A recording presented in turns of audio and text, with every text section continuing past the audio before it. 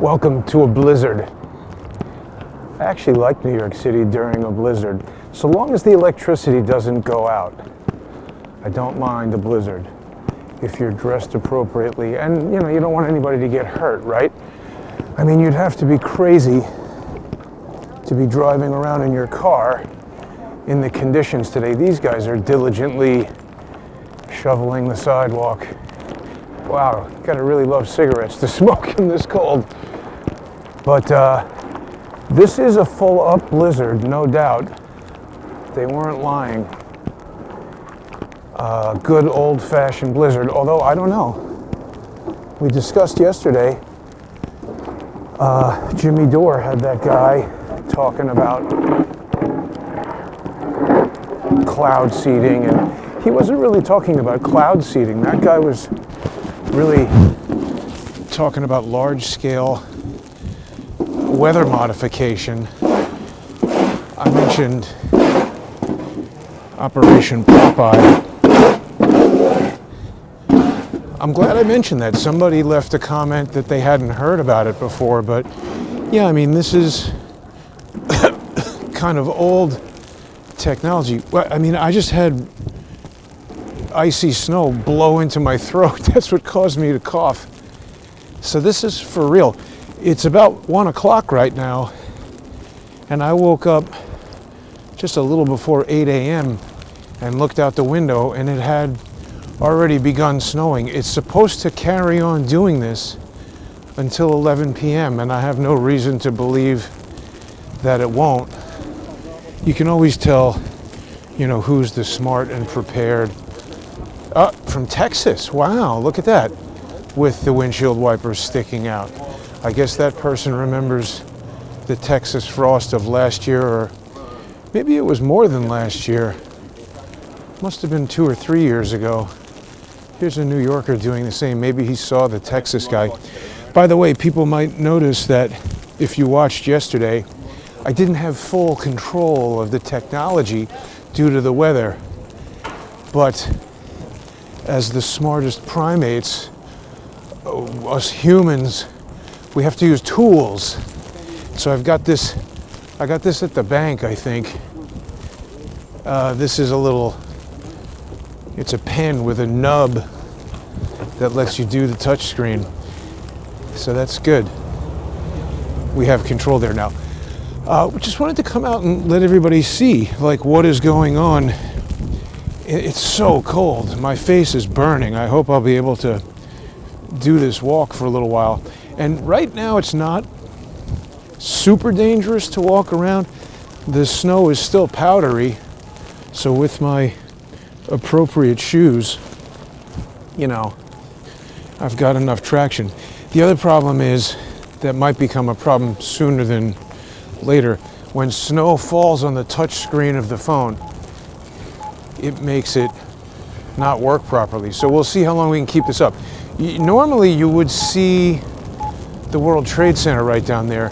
This person is crazy driving their car in this. 90% you're gonna crash.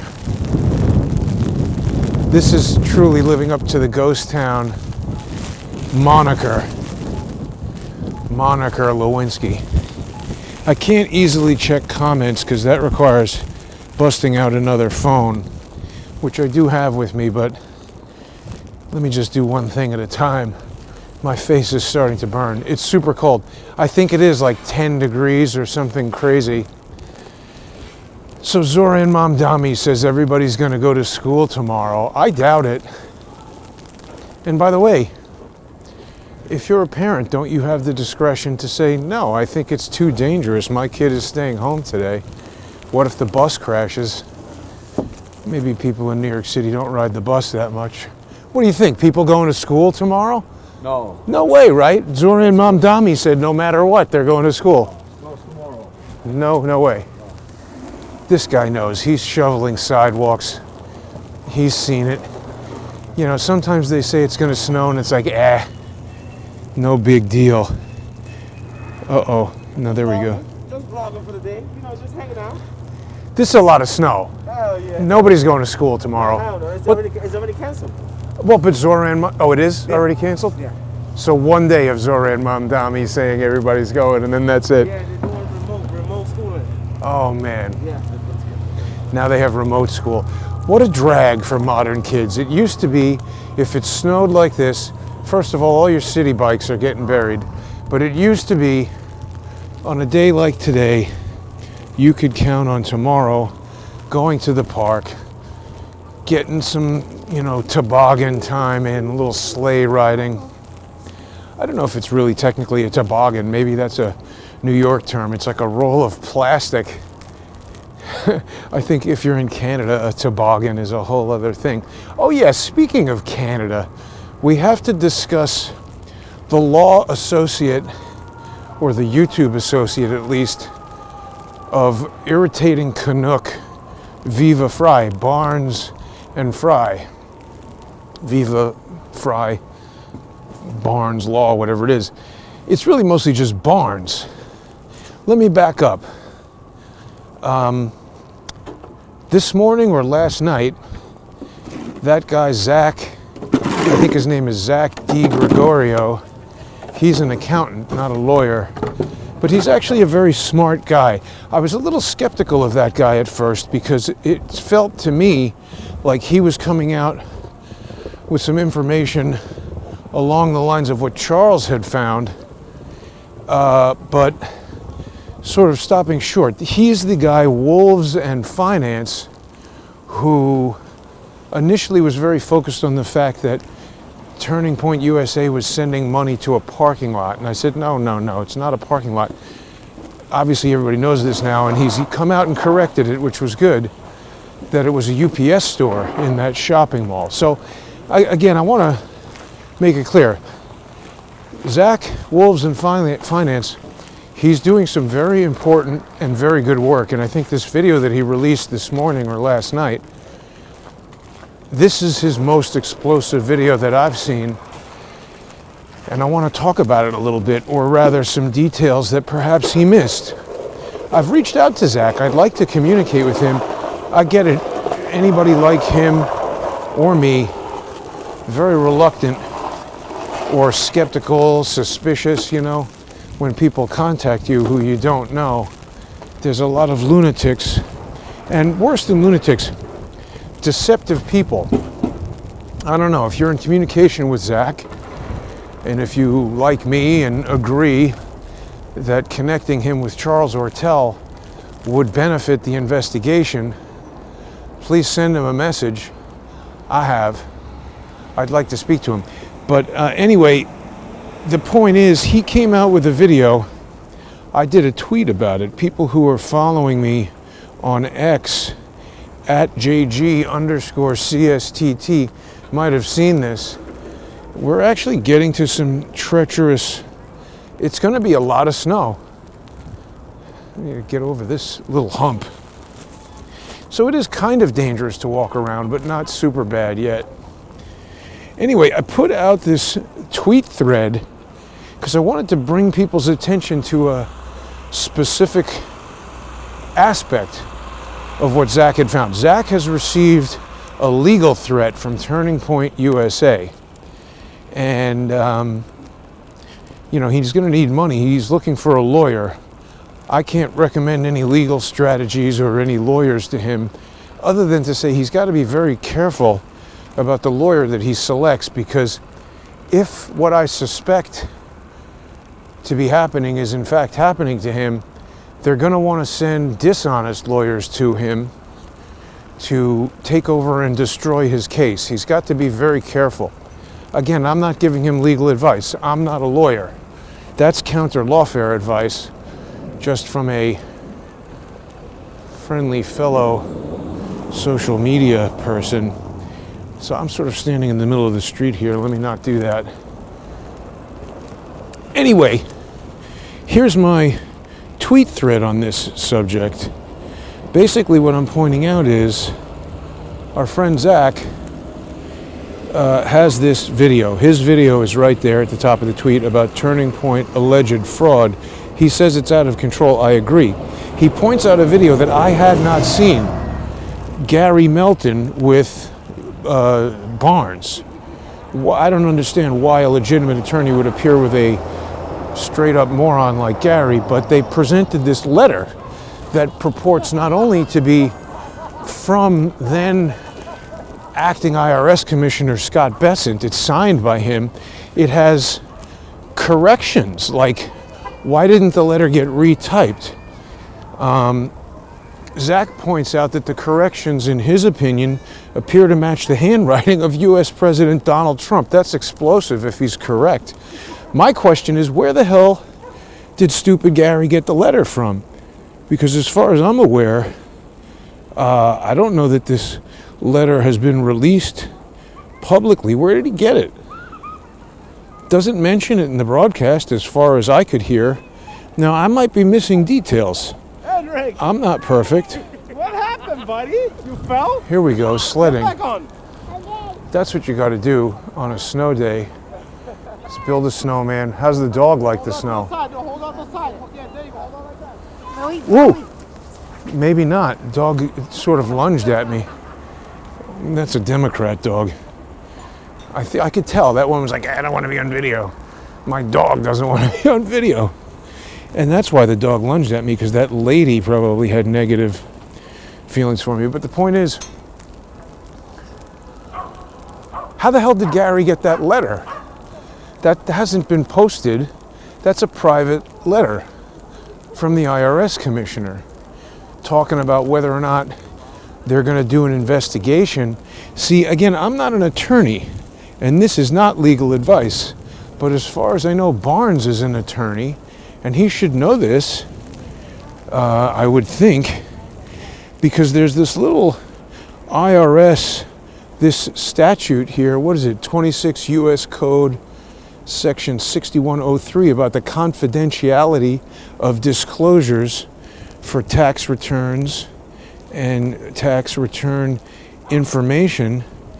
It's an interesting thing to read because you'll see right here, it says that it includes disclosures about whether or not that person's taxes would come under investigation. So I didn't hear Barnes say that, hey, I represent Erica Kirk, and in the interest of full transparency, I'm speaking on her behalf to present this letter. I didn't hear him say that.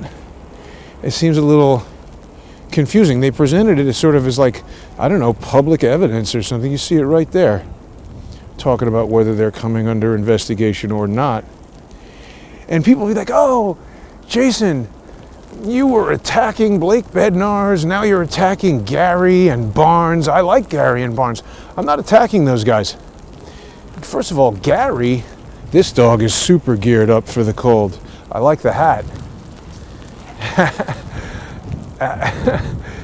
So, I mean, this is a ghost town park. I had planned to go down to Washington Square Park. That might be a little ambitious given the cold here. So we'll just keep walking around. My fingers are getting freezing. Look at this. I'm getting super covered in snow, just even walking around a few minutes. But what the hell is going on in that Gary video, Paramount Tactical?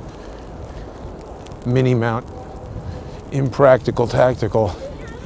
See, Gary is a very suspicious character because how does Barnes not know? He's on there talking about like, oh, anybody, he was insulting Zach, saying, oh, he's lying. Why would a lawyer say that? I don't know if Zach realizes this, and again, it's not legal advice, but that, to me, in my non-attorney, purely opinion capacity, seems like Barnes defamed Zach.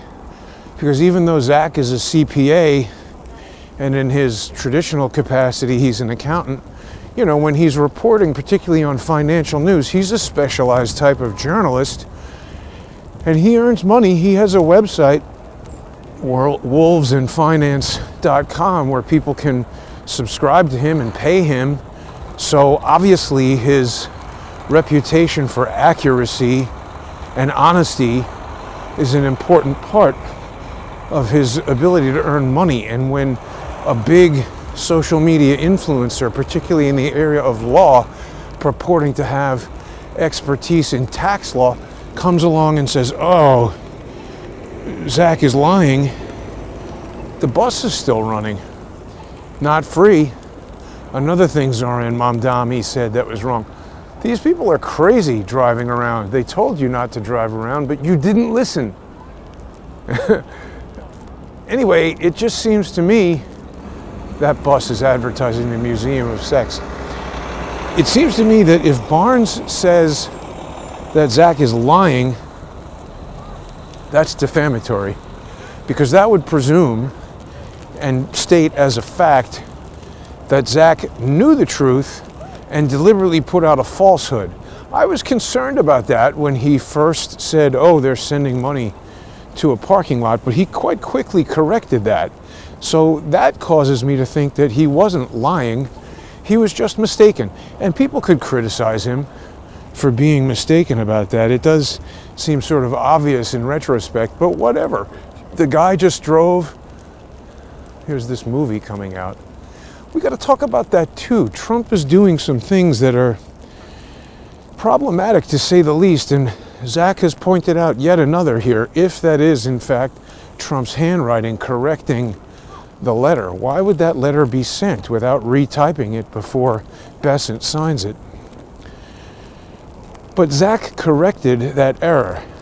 And I mean, whatever, the guy's an accountant. He maybe is less experienced as an investigative journalist, so he's free to make mistakes. He corrected it.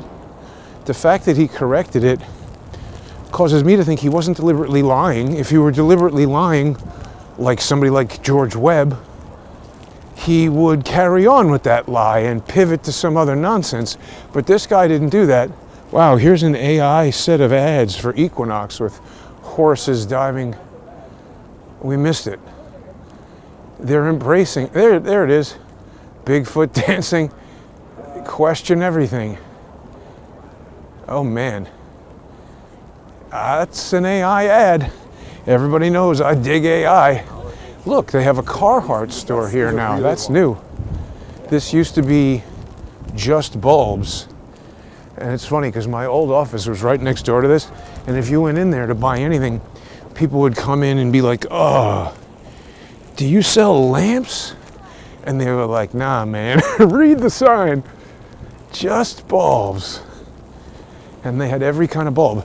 But I guess that's no longer a valid business. You have to buy Carhartt stuff there now. Makes sense, actually. Just bulbs. This neighborhood is too expensive. It was low rent when I moved my office in here, but then it got too expensive and I had to move over to Hell's Kitchen. But that's irrelevant right now. Zach raised some excellent points in that video. He basically is saying that if Trump in fact signed that letter, it looks like Trump is helping Turning Point USA commit fraud. That hasn't been proven. It looks like that. There could be a good explanation. See, that's the difference between what Zach is saying and what Barnes is saying. Barnes just comes right out and says, Zach lied, Zach is a fraud. That is a statement of fact. He's not saying, look, it looks to me like the guy lied. That would be a statement of opinion and not defamatory. Maybe Barnes is trying to bait Zach into a lawsuit. Again, I'm being serious when I say nothing I say here is legal advice. This is all my opinion and commentary. I'm not an attorney. I can't give Zach or anyone legal advice, but it is my opinion that Barnes is a Lawfare guy. And I say that because I used to like Barnes. I even sent him my Emmys lawsuit back in, I guess, 2020. This is before I knew very much about Lawfare. I was learning about it. Well, I was about to be taught about it the hard way. But this is just a cautionary tale. If Zach sees this video, anecdotal recount of my own personal experiences. I'm not stating these things as fact, but I do believe that Zach is a target of Lawfare, and it's probable that that's happening because he's pointing out uncomfortable facts. So that would make sense as to why Barnes wants to say unequivocally that Zach is a fraud. I don't agree with that, but Barnes has no problem stating it as a fact. Barnes would know that that is defamatory unless he has proof that Zach lied, which would involve him knowing what Zach believed at the time that he made that statement. It's difficult to prove that kind of thing, and Barnes really should know that too. So it seems irresponsible at best, and as Zach points out in his video, Barnes at least has the appearance of being a very responsible attorney. Therefore, I arrive at the opinion that he's baiting Zach into a dangerous lawfare trap, and Zach should be careful. I think they want nothing more, the people doing potentially, anyone doing fraud wants nothing more than to bait a journalist who is exposing their fraud into a lawfare trap, because then instead of being able to spend his weekends doing research into alleged frauds, Zach would be busy meeting with attorneys, doing research for his own case, spending all his money on attorneys. His money, his resources, his time would become preoccupied with responding to stupid briefs from some potential fat jackass. Not necessarily exactly Barnes, but like Barnes, with lawfare stuff. And also the other thing that makes me think, in my pure opinion, that Barnes is a lawfare operative is that he's very tight with Rumble. And I think Rumble is a piece of shit. That's my opinion. Yeah, we're starting to have some problems with the touchscreen. And I think it's owned in part by Dan Bongino. I believe that is the case. It certainly was at some point, or at least I saw public reporting to that effect. And I just think a lot of people who thrive and succeed on Rumble are just as likely to manipulate information as YouTube or Twitter in its former incarnation. Some people would even say its current incarnation. But they're all manipulating information, and Zach might be zeroing in on exactly why that would be. Parler is among them. Candace Owens' husband was very involved in some of the management of Parler and this thing called Olympic Media, I think, that changed its name to Starboard, on the right. See that name Starboard, holy cow, this little pastry place is open. I don't think anybody is eating pastries in a friggin' blizzard, but okay. Starboard, that's interesting because, see, when I first heard about it, I wasn't thinking about port and starboard, left and right sides of a boat. Starboard is a right-leaning social media influencer kind of thing. That's why it owns Parler. That was trying to be an alternative to Twitter, whereas Rumble is trying to be an alternative to YouTube. Something else just occurred to me. I remember seeing, before Stephen Biss stroked out and lost his law license due to incapacitation, I think he should have lost it. Ooh, that's like nails going into the side of my face. He should have been determined to be incapacitated even while he was practicing. The guy's an idiot.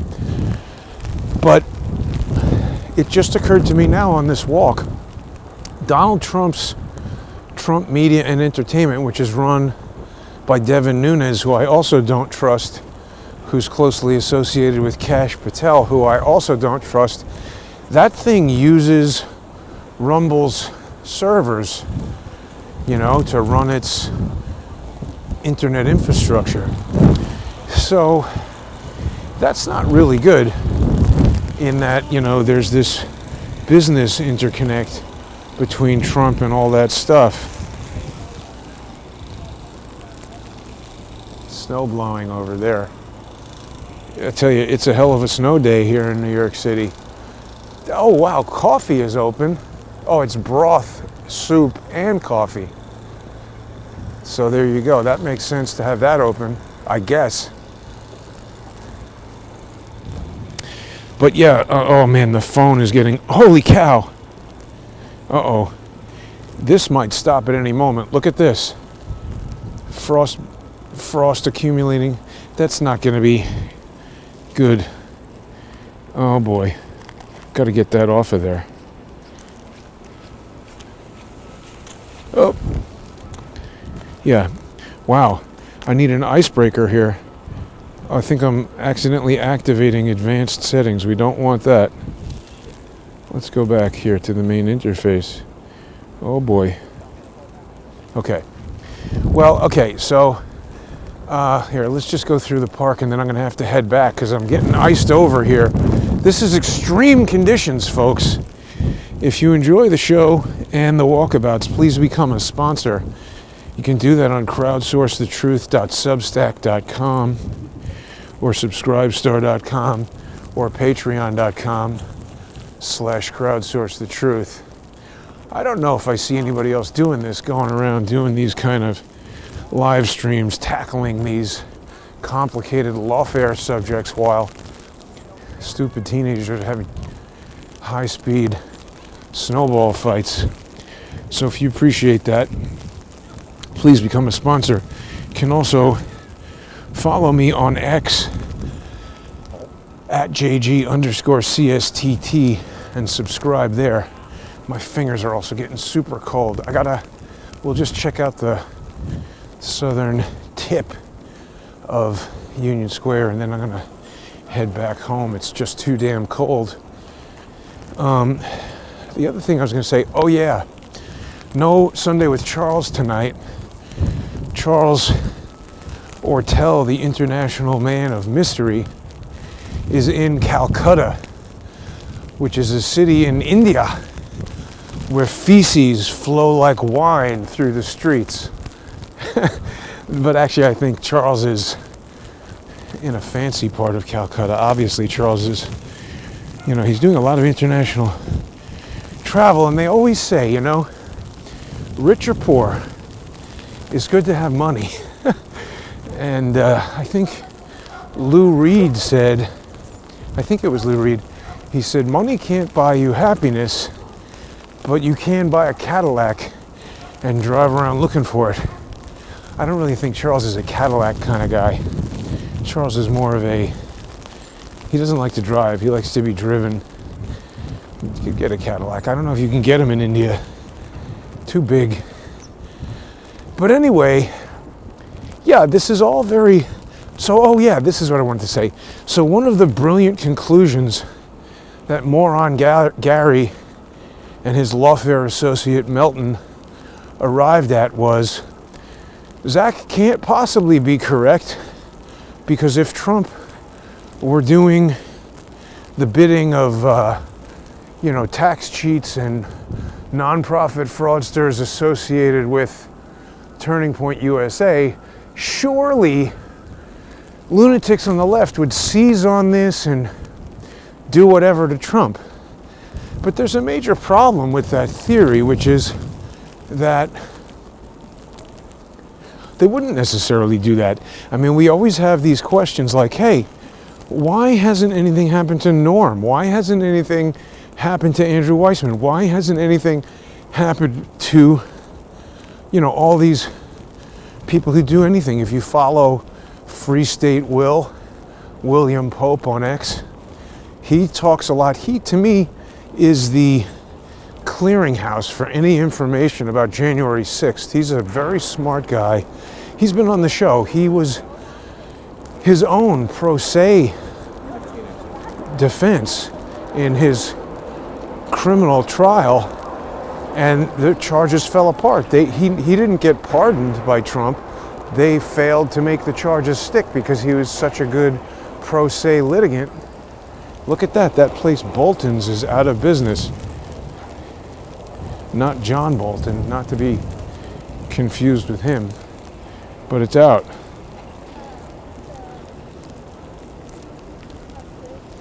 Yeah, I mean, in response to this question of why the lefty lunatics wouldn't go after Trump for this, it's what Charles would call an Irish compromise.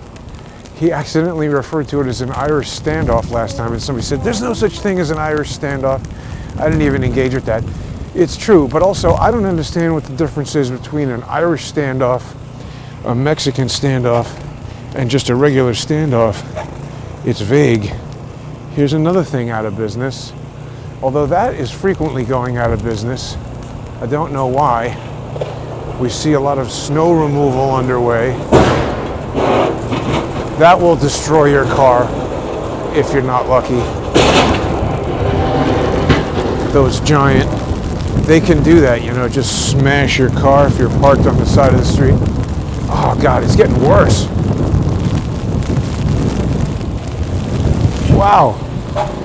Yeah, this is the ice storm part of it. But anyway, what Charles means when he says the Irish compromise, no offense to any Irish viewers, it's his term, not mine. I don't even really know what it means. I've never heard of it before he said it, but I think it means you're doing something bad, we're doing something bad, let's just not say anything about it, and everybody can go on doing whatever they're doing. So in other words, in 2016, they took out Trump's, so you might say like, oh, what is Don Jr. doing working for that 1789 fund? What is Melania doing releasing a for-profit movie while Trump is president? You should not be able to do that stuff.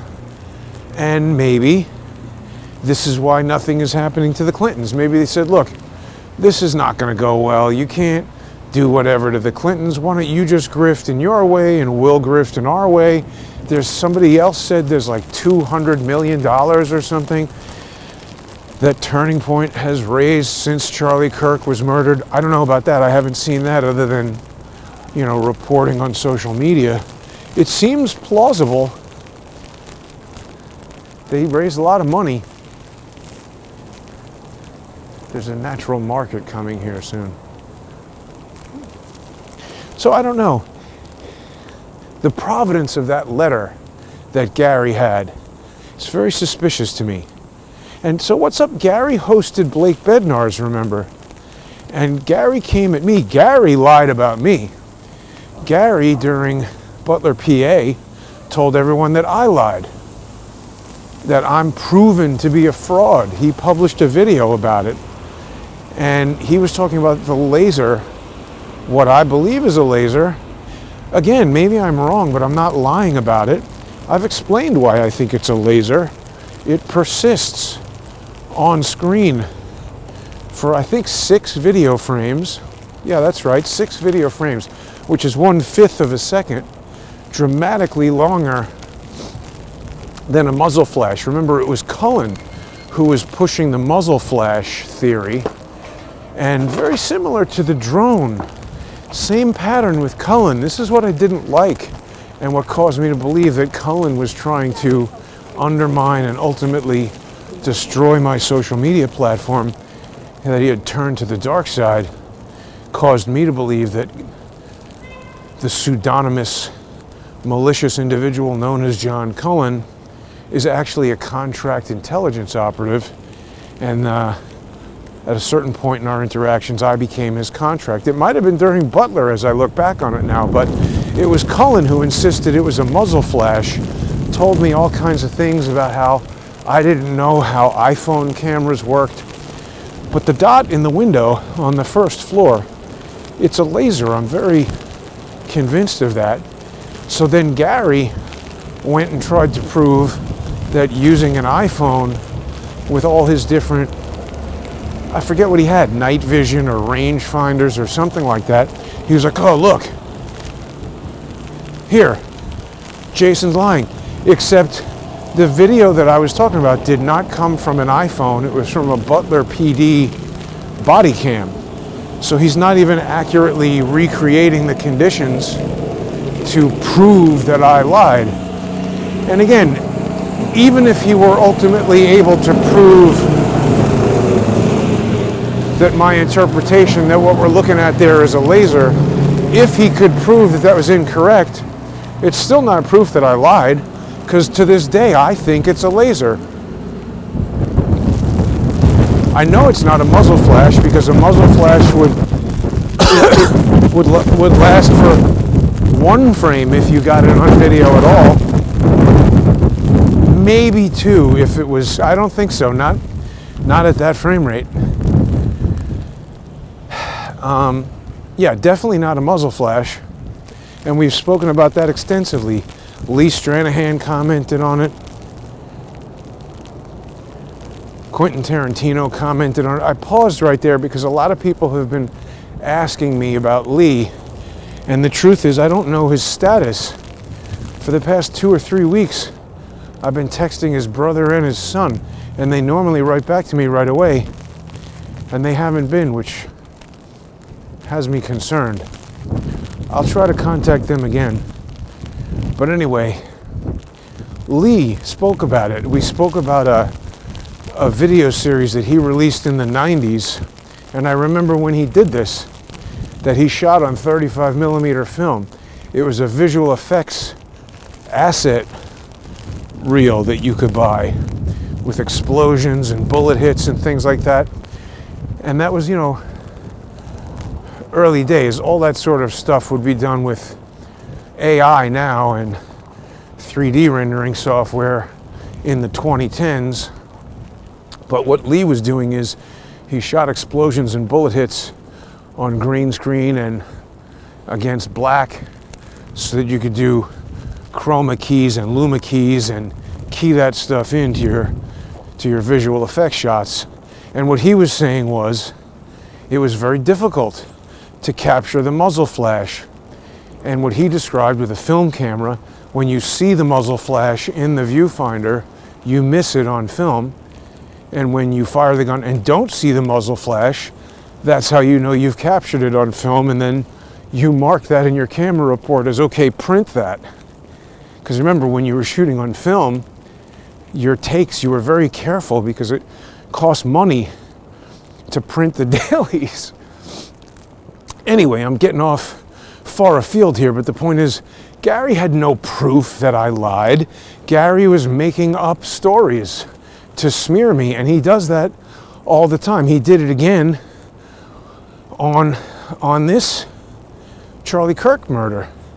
Remember, he said, oh, there's no way an iPhone can capture a bullet. It would be a streak. I've now proven on several shoots since then, several video shoots since the Charlie Kirk murder, that you absolutely can capture a bullet midair with a standard iPhone. I've posted it on X. People can see it. I don't have it here handy right now, but if you go on X, follow me at JG_CSTT, click on the media tab, you'll see it in there. Unlike Zach, Gary did not correct his statements. So again, that makes me think Zach is an honest guy. Maybe he's not perfect, he makes mistakes, but he is quite diligent in that he comes out and corrects the mistakes. This is a real ghost town video. I like it. Not that many people around. Like I said, I was originally planning on going down to Washington Square Park, but too cold. What else has Gary lied about? So he had Blake Bednar's on there. Blake has lied about me. So, I mean, again, the question becomes it's not about attacking these individuals. My question is, why does it seem like there is a team assembled to kind of fill up social media with a particular point of view on what happened to Charlie Kirk? And it becomes especially troubling when you consider, oh wow, look at that, 9 degrees. I told you it was cold as hell. Yeah, and when the wind blows, it's even worse. Remember when they said, hey, Trump, what do you think about Charlie Kirk being shot? And he was like, well, look at the ballroom. It's like, wait, Trump, what the hell are you talking about? I thought this guy was like a son to you. I don't know what's going on, why he would do this.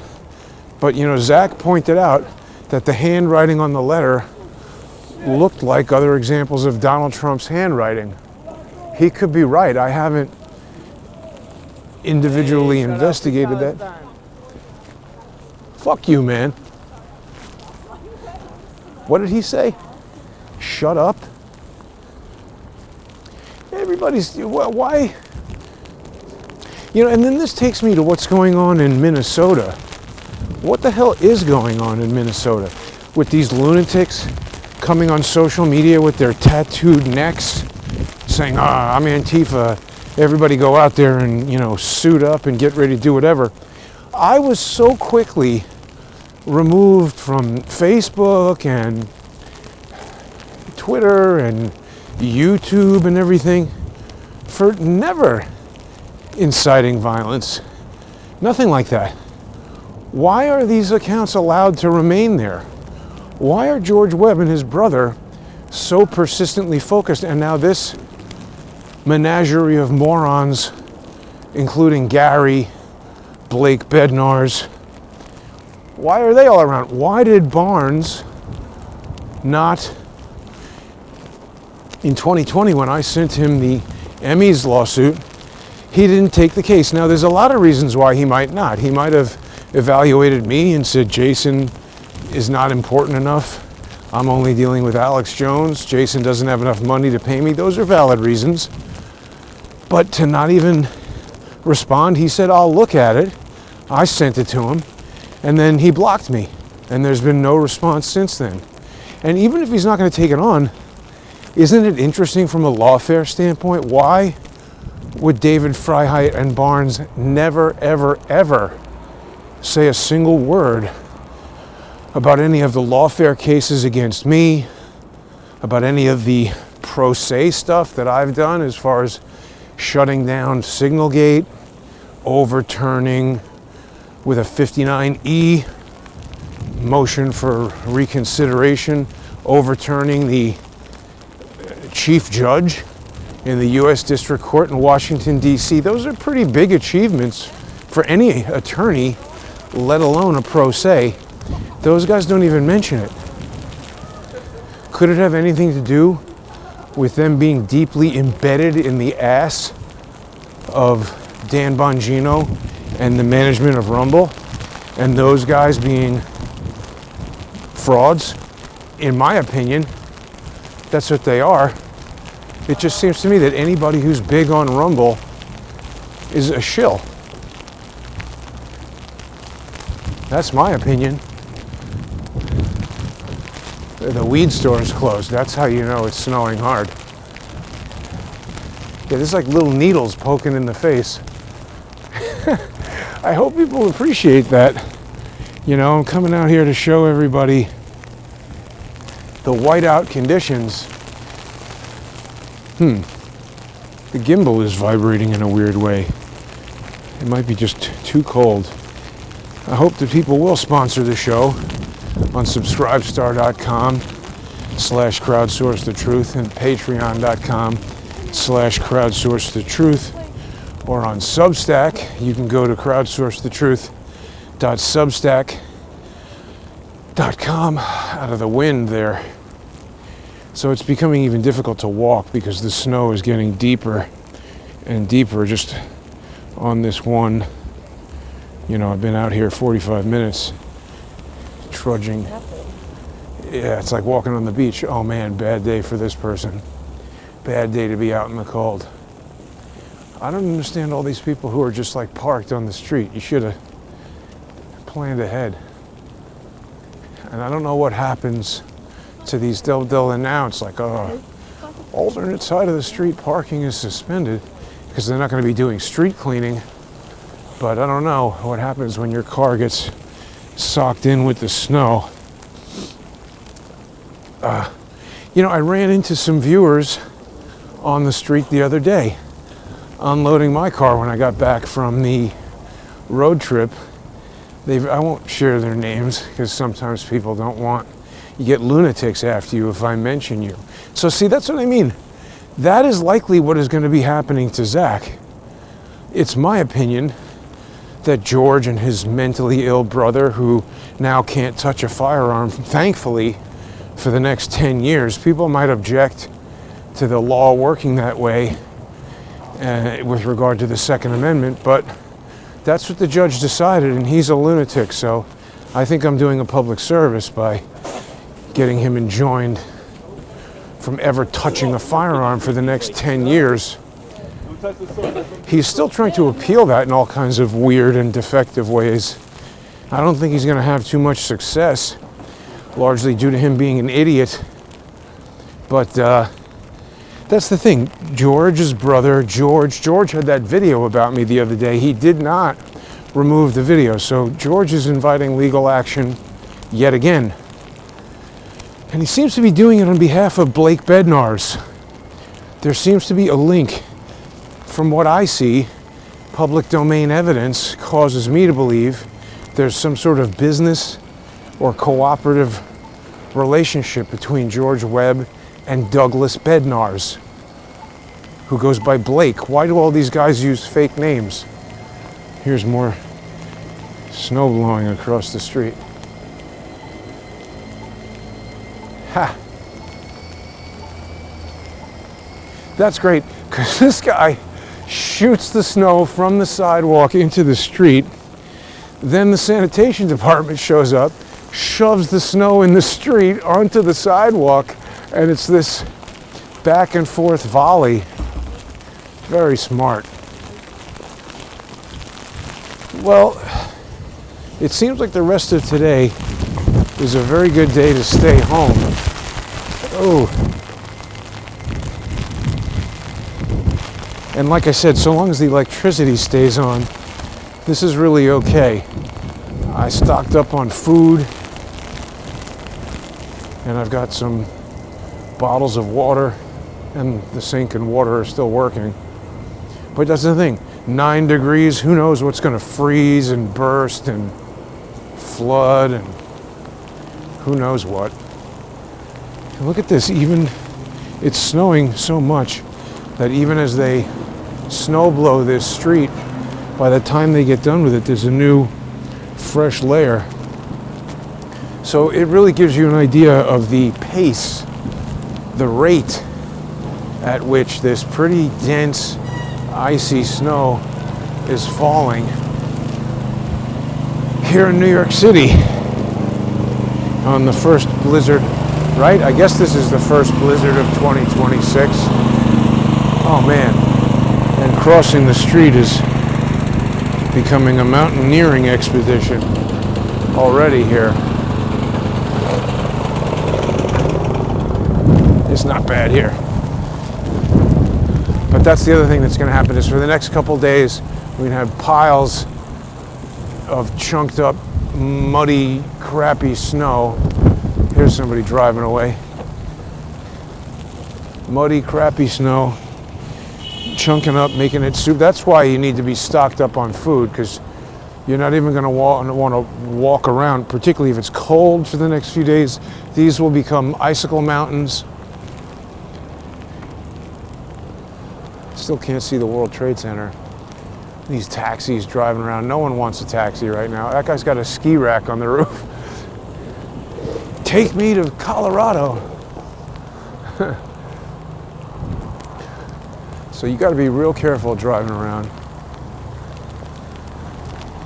That person thought they were making a left. They're going around the world to the left.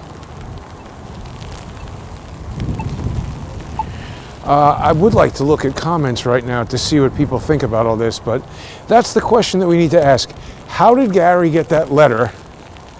It seems to me, as I articulated in that X thread, the only way he could have gotten it is if it was given to him by Turning Point USA. Maybe there's another way.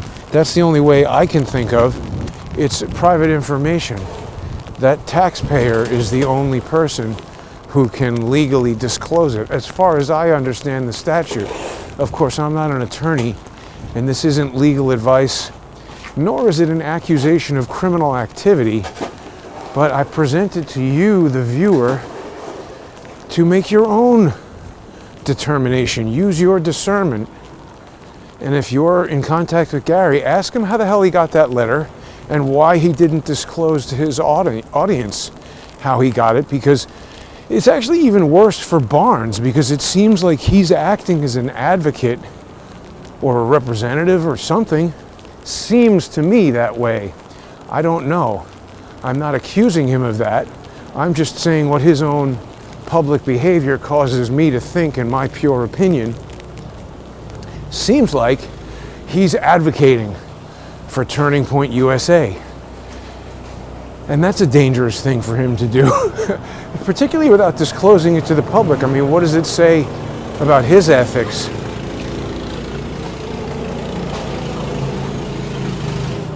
Not good.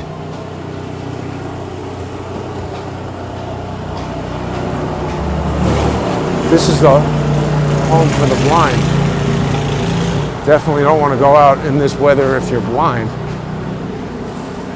I guess they probably have like a cafeteria in there. I have no idea how that works, but I see blind people leaving there with the dogs all the time.